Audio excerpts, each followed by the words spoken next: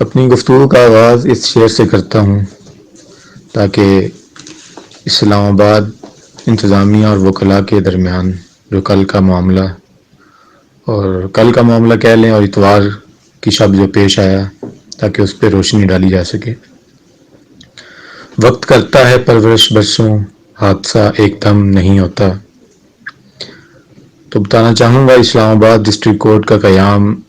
1980 میں عمل میں آیا، لیکن اسلام آباد کورٹ اپنی بلڈنگ سے محروم ہے، جبکہ عدالتوں کے وجود سے وکلاء اسلام آباد میں آفس بنا کر کام کا آغاز کیا، اور جو کہ آج کی تاریخ تک آفس بنتے رہے، لیکن کسی نے روکا نہیں۔ وقت کے ساتھ ساتھ وکلاء کی تعداد بڑھتی رہی اور جگہ کم پڑتی رہی، کیونکہ کسی اور جگہ کا انتظام نہ تھا، تو وکلاء کو جو جگہ قرب میں مل رہی تھی وہاں پہ آفس بناتے رہے۔ یہ بات بھی اہم ہے کہ اسلام آباد ہائی کورٹ جس جگہ پر موجود ہے وہ ڈسٹرکٹ کورٹ کے لیے وقف کی گئی تھی، لیکن وہاں آج تک اسلام آباد ہائی کورٹ قابض ہے۔ عرصہ 1 سال سے پہلے اسلام آباد کی چیف جسٹس نے فردوس عاشق اوان کو یہ بھی حکم دیا تھا کہ ڈسٹرکٹ کورٹس کا وزٹ کریں، اور فردوس عاشق اوان ڈسٹرکٹ کورٹ گئیں، انہوں نے سارا وزٹ کیا اور وہ اس نتیجے پر پہنچی کہ یہاں پر بیٹھ کر کام نہیں ہو سکتا۔ اگر اسلام آباد کی ضلعی عدالتیں جو ہیں وہاں اگر 2 بندے بیک وقت عدالت میں کھڑے ہو جائیں تو تیسرا بندے کا داخل ہونا مشکل ہو جاتا ہے، اور جب بارش ہو رہی ہو تو جو چھتیں ہیں وہ ٹپک رہی ہوتی ہیں، جو فائلز ہیں بارہا اس طرح ہوا کہ جو عدالت کی فائلیں ہیں وہ بارش ہونے کی وجہ سے بھیگ گئیں۔ تو ان سارے حالات میں کہنا چاہوں گا تو یہ جو فیلئر ہے بیسیکلی وہ گورنمنٹ کا فیلئر ہے کہ 1980 سے آج تک 40 سال بیت گئے، لیکن کسی حکومت نے بھی جو ہے وہ اس معاملہ پر توجہ نہیں دی کہ آنے والے وقت کے ساتھ ساتھ مشکلات بڑھیں گی، اور آج تک کوئی خاطر خواہ جو ہے وہ جگہ کا بندوبست نہ کیا گیا، اور نہ ہی کوئی کمپلیکس بنایا گیا کہ عدالتیں اور وکلاء کے آفس وہاں پر شفٹ ہو سکیں۔ جہاں تک وکلاء کے رویے کی بات ہے، اسلام آباد انتظامیہ نے بغیر کسی نوٹس کے، بغیر کسی عدالتی حکم کے وہ ساری جگہیں گرا دی، کیونکہ یہ اتوار کا دن تھا، کچھ وکلاء موجود تھے اور موسٹلی جو ہے وہ موجود نہ تھے، جس وجہ سے ایک بڑے حادثے سے بچ گئے۔ ادروائز اگر یہ ورکنگ ڈے ہوتا تو وہاں بہت بڑا حادثہ ہو سکتا تھا۔ آپ نے کسی کا بھی گھر خالی کروانا ہو تو اس سے پہلے نوٹس دیا جاتا ہے۔ ایک وکیل کے آفس میں کتابیں بڑی ہوتی ہیں، موکلین کی فائلیں موجود ہوتی ہیں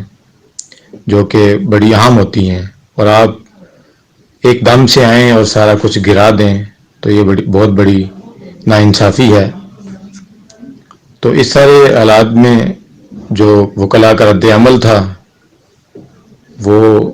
اس کو ہم اس کو اس طریقے سے نہیں ہونا چاہیے تھا، لیکن ظاہر غم و غصہ کی حالت میں لوگوں نے بیہیو کیا اس طریقے سے۔ ادروائز وکلاء کو چاہیے تھا کہ وہ عدالت میں موو کرتے اور پراپر طریقے سے جو ہے اس سارے معاملے کا فالو اپ کرتے۔ کرن آفتاب ایڈوکیٹ، ضلع کچہری اٹک سے میرا تعلق ہے اور گزشتہ 10 سال سے ہائی کورٹ میں پریکٹس کر رہی ہوں۔ جو بھی واقعہ کل اور پرسوں میں اسلام آباد کے لائرز کے ساتھ ہوا ہے قابل مذمت ہے۔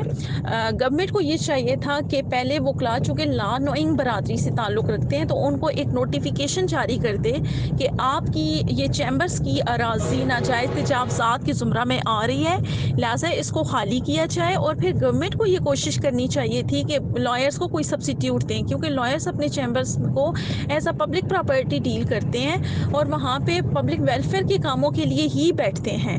تو لہٰذا یہ ان کے ساتھ زیادتی ہے کہ وداؤٹ اینی نوٹیفیکیشن اور وداؤٹ گیونگ دیئر سبسٹیوٹ ان کے جو قیمتی دفاتر کو منہدم کر دیا گیا. اس کی ہم بینگ لائر کمیونٹی پرزور مذمت کرتے ہیں. اور دوسری طرف جو لائرس کا ایکٹ سامنے لایا جا رہا ہے اس میں میری میڈیا سے یہ درخواست ہے کہ برائے مہربانی اس طرح کی اشتعال انگیز اور فتنہ پرور قسم کی پوسٹ شیئر کرنے سے گریز رہیں. آپ کسی انفرادی آدمی کے قول و فعل کی ذمہ داری پوری کمیونٹی پر نہیں ڈال سکتے، کیونکہ بینگ اے لائر ہم لوگوں کے پاس احتجاج کرنے کے بہت ہی سوفیسٹیکیٹڈ طریقے موجود ہیں اور ہمیشہ لائرس نے وہی طریقے اپنائے ہیں. ہم لوگ اپنا پروٹیسٹ جلسے جلوس کی شکل میں کرتے ہیں، ریلیز اور دھرنے کی شکل میں کرتے ہیں، اور کوئی نوٹیفیکیشن یادداشت وغیرہ یا اسٹرائک کر کے کرتے ہیں.